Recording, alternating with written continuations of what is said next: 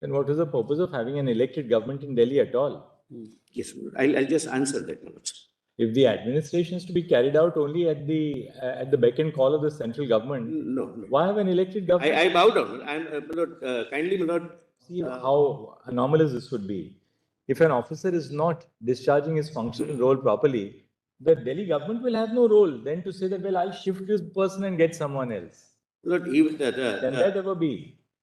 my lord, If functional control you concede in terms of the TBR also has to be with the Delhi government, then can we say that, look, you will have no, they will have no jurisdiction or no authority in respect of where he will be posted, whether he should be in education or whether she should be in environment or whether she should be in somebody else should be on something else. Lord, I'll answer that question, and I must Road construction, my lord, squarely. Yes, your lordships, my lord, would test whether a particular subject, particular matter, not entry, but the particular matter can ever be within the domain of the union territory or not. As a class, not Delhi, as opposed to federating states.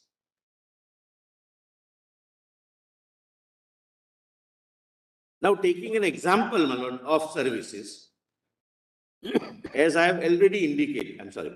Yes. As I have already indicated, Lord, union territories are extension of the union government by definition and even constitutionally.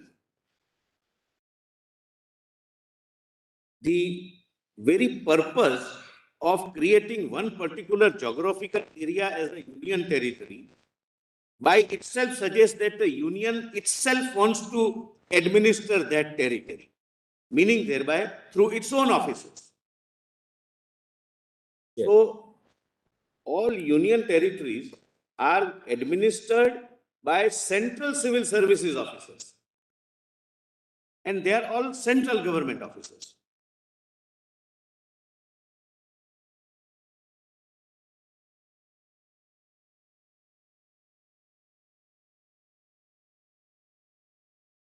Then what is the purpose of having an elected government in Delhi at all? Yes, I'll just answer that, my lord. If the administration is to be carried out only at the beck and call of the central government, No. why have an elected government? I bow down. I'm, my lord, kindly, my lord, distinguish two things, my lord, and that everything will fall in place. The functions of the officers and administrative or disciplinary control of the officers. I'll just illustrate, my lord. When a central service officer, IAS officer or Denics officer, is posted, say at Dadra Nagar Haveli or in this case Delhi, as say particular commissioner where he is empowered, he is entitled to, or he is under an obligation of issuing licenses, then he will be guided by the policies of the state government.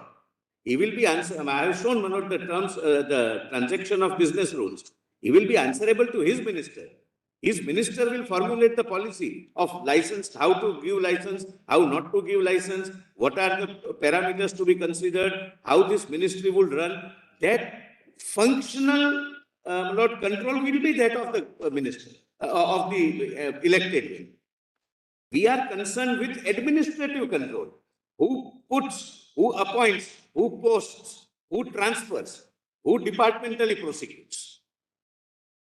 That officer cannot ask the Home Secretary whether I should give the license or not. He may have to ask his minister that whether I should give license or not. So there are two different things. Functional control is obviously with the minister concerned. That's the transaction of business rules. But suppose the officer is not properly discharging functions. Now see how anomalous this would be. If an officer is not discharging his function and role properly, the Delhi government will have no role then to say that, well, I'll shift this person and get someone else. Lord, even Can that ever be? I'll functional control you concede in terms of the TBR also has to be with the Delhi government. Then can we say that, look, you will have no, they will have no jurisdiction or no authority in respect of where he will be posted, whether he should be in education or whether she should be in environment or whether she should be in somebody else should be on something else. Lord, I'll answer that question, and I must Road answer that construction. question, my lord, squarely.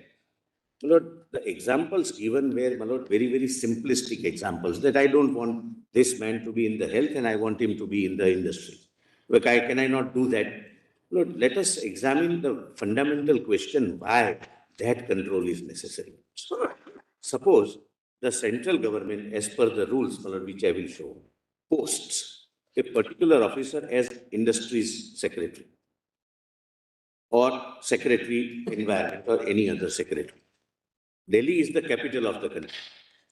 But I'm sorry, but this maybe really, Lord, going to the root of it. Lords, we have neighboring states. Capital has neighboring states. And maybe as per the policy of the Delhi government or irrespective of the policy government, he starts having a non-cooperation with some secretary dealing with the similar department in, say, Punjab or Haryana or Rajasthan or UP, continuously. Suppose Haryana person, Home Secretary, is dealing with, say, terrorism or dealing with some act, and this man never cooperates. Lord, would it not be imposing a question to myself necessary for the state government to say that no, you remain there, but you are shifted to health? Suppose health secretary, maybe as per the policy of the government or as per his own whims, start acting in a manner that there is an epidemic, either spread of an epidemic, there can be a policy, but not, there is an epidemic or pandemic, and some actions are not taken for some reasons, which might have an all India implication. The state government must retain its control. And if there is a bona fide reason that this officer misbehaves, this officer is not suitable for the post, this officer has committed misconduct, then disciplinary authority is undisputably, as per law, the Ministry of Home Affairs. You just indicate the law, LG, that you transfer this officer, and LG is under an obligation to forward it to the cadre controlling authority. That's how the scheme has worked so far. Lord, I have the list. Whenever, Lord, there was a request from the minister that either appoint somebody from bringing from somewhere to my department or transfer someone, LG is just intimated in writing and necessary actions are taken. But as a law, as a constitutional proposition, that power is retained with the central government by LG as a representative of the President of India because you are administering the capital of the country. I am not on functional control. In the reference is made to the cadre rules. You will have to, in your own way, you tell us. I will. The 11A rules. Then when the postings are to be made, yes, the cadre rules, once the allocation is made to a particular state or a union territory where state is defined to include a union territory. Once the allocation is made, the rules say that the postings are to be left to the state. That is one. You address us. I'm sorry. On that issue. My apologies. Flagging that. Dr. Singh, on the other hand, also said that postings will vest in me as a state, but the union could continue to have the disciplinary authority.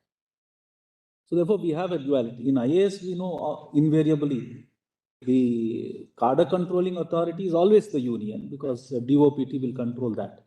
But with respect to the postings, assignments, invariably happen by the chief secretary or GID department. How does states? Yes, I'm sorry. Tell us the distinction as against a state in a union territory, number one, first layer, and as against union territory so far as NCT is concerned. There is a further difference there. Yes. In your own way, you will have to answer that question. Lord, I just want to let you answer that first. Lord, kindly come to my written submissions.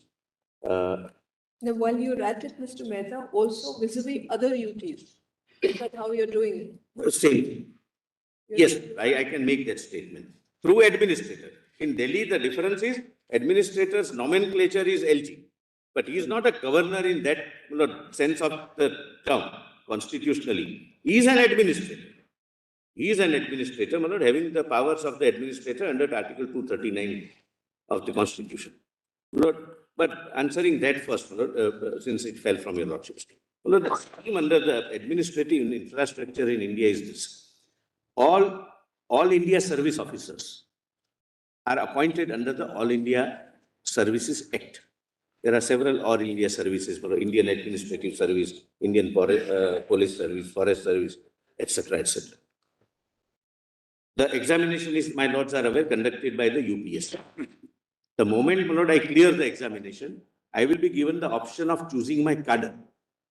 I can choose my home cadre. Somebody may choose some other state, etc. My lord, there are three options to be given, which is not relevant, my lord, for the present purpose. Just, my lord, I am giving an idea.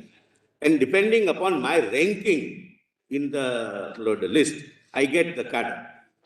One of, my lord, all are state cadres, except one. That is called Egmont cadre. And Egmont cadre, my lord, includes Andaman, Nicobar and all that. Arunachal Pradesh, Goa, Mizoram, Andaman and Nicobar, Chandigarh, Daman and Diu, Dadra and Nagar Haveli, NCT Delhi, Lakshadweep, Puducherry, Jammu and Kashmir and Ladakh. So this is, my lord, a joint cadre, and therefore if I am allotted Egmont cadre, I can be transferred only in one of these, Right. my lord, UT or the state, my lord, because Arunachal subsequently became state, Goa became state, Mizoram became state, rest are still UT. So I will be appointed in some of these, my lord, states only and not outside. There is no separate cadre, union territory wise. Now, my lord, immediately answering, and then, my lord, I'll take your lordships to this, my lord. But broadly, my lord, kindly bear one factor in mind. So far as Delhi administration is concerned, there are three layers, there are three tiers.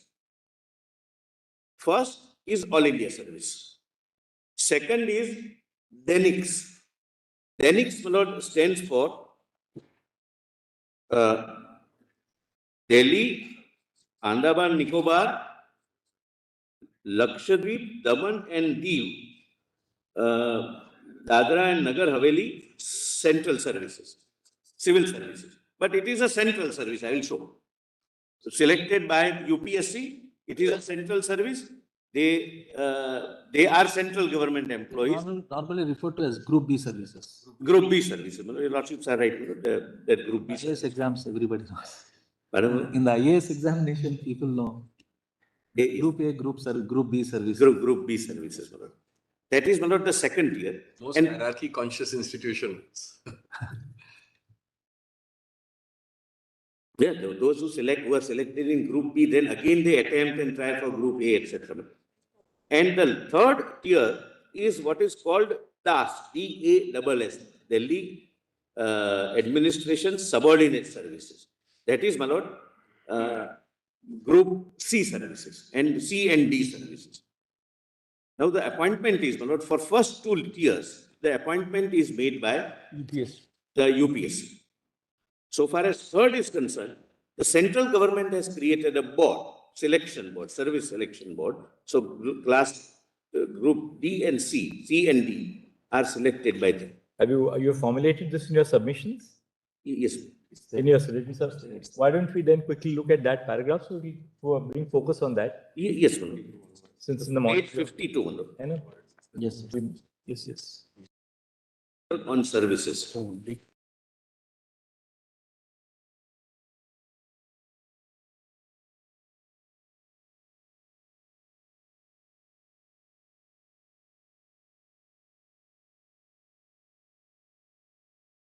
Page number, sorry. Lord, if your lordship don't mind, kindly come to page 55. 55. But before that, if your lordships can just take the constitution, the chapter of services. Lord, part 18, start 14, Lord, starting with 308, article 308. Your lordships are dealing with a question as to whether services and state service commission can fall within NCT of Delhi or not. Lord, kindly, my lord, this is slightly crucial. If I can show that there cannot be a state public service commission in NCT of Delhi. Your lordships would not bifurcate entries that half entry is available and half is not available. Correct? No, that's a settled law of constitutional interpretation. Now kindly see 308. I have already indicated this in the beginning. In this part, unless the context otherwise requires, the expression state does not include the state of Jammu and Kashmir. I have already said this was same Seventh Amendment where union territory was introduced, and therefore the legislative parliament has consciously not used the word union territory here. Now see 309, which I have already read. Now kindly come to 315.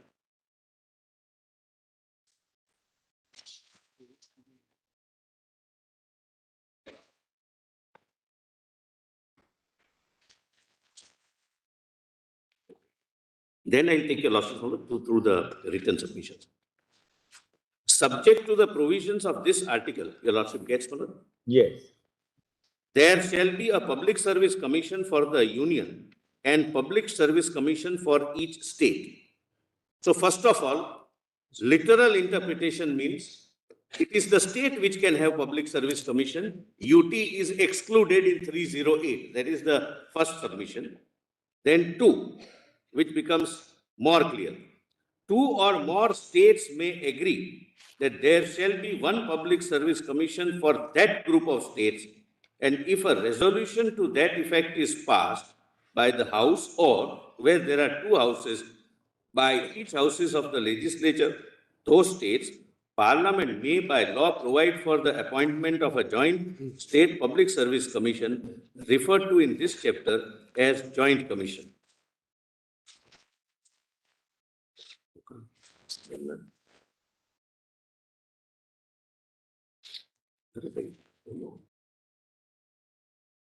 Here also, it is kindly now see 4, sub-article 4. The Public Service Commission for the Union, if requested so to do by the governor of a state, may with the approval of the president agree to serve all or any of the needs of the state. And kindly see, my lord, the asterisk. What is removed? Raj Pramukh is removed. 315.4. My lord, Article 315, sub-article 4. I'll read again, my lord, the Public Service Commission of the Union, UPSC, if requested so to do by the governor of a state, may, with the approval of the president, agree to serve all or any of the needs of. So, the governor has the power, and kindly see, my lord, the governor is replaced by Raj Pramukh. Raj Pramukh was only for group part A and part B states. That is, constitution, the federating states. Part C was, Delhi was part C state. And most importantly, this Raj Pramukh is also deleted and governor is made by the very same amendment by which union territory came into picture. So this completely excludes a possibility of union territory having a public service commission.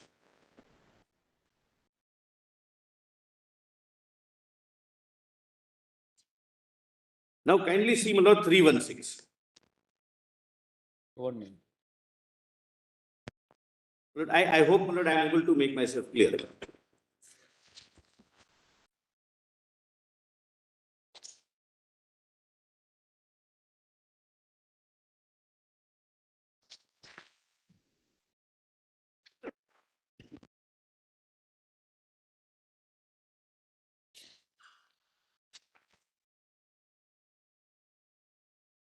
Look, the submission is the very same amendment, namely 7th constitutional amendment, which introduces union territory, which introduces administrator for union territory, amends Article 315 to include only the governor, meaning thereby here state means state, not union territory.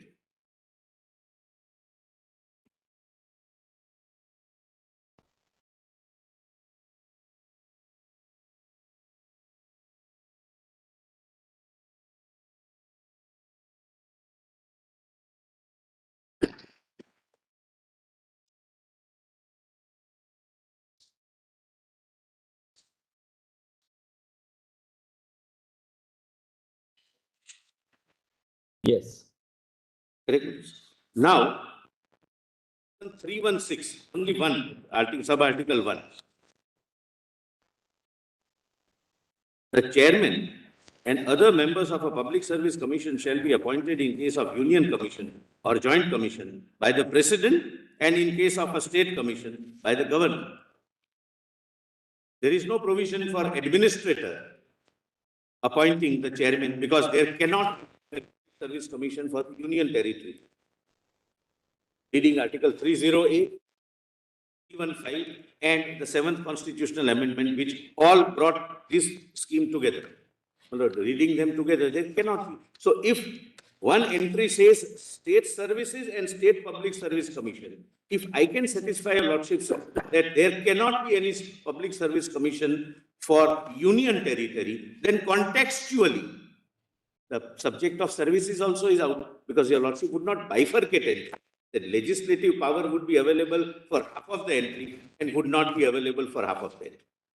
You are driving at the proposition that their constitution do not contemplate services for union territories. Correct. I'm grateful. Independent of the union services. Yes, there are only two services contemplated under part 14, union services and state service. For union territories, the union services go and serve. There is no third category of service. Otherwise, it will be equated with the state, Correct. union territory. Correct. Or maybe central services, because union territory is an extension of union. Union. It's union service. Yes. Union service. There cannot be a third service, there is no third service contemplated under the Constitution.